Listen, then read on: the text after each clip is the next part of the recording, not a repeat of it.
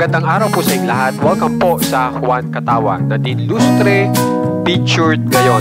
PM ni Nadine, nagpa-thank you ngayon. Alamin po natin lahat yan dito sa video natin. Dito po muna tayo kay si Barrio na PM po ni Nadine Lustre, kung saan po ay nagpasalamat po sa isang magazine si Barrio kasi po na-featured po yung business po nila ni Nadine Lustre. Tapos po, ang maganda rin po dito ay may update po si Barrio, at yan po nakikita nyo kumain po si Barrio at si Nadine Lustre, at ang kinain po nila ay mga vegan food. Yan. At yan, itong bida po sa The Joker, vegan din pala po.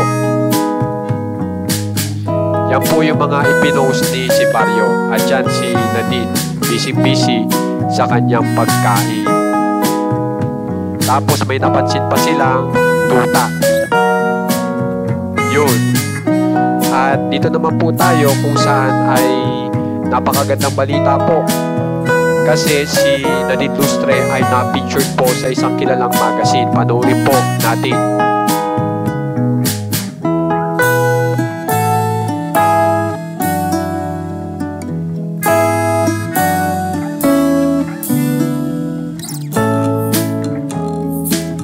Kaya naman guys, kung gusto nyo pong ma-update sa mga famous celebs ng Pinas, alam nyo na pong gagawin, subscribe lang po kayo sa ating channel na Juan Katawan. Maraming salamat po.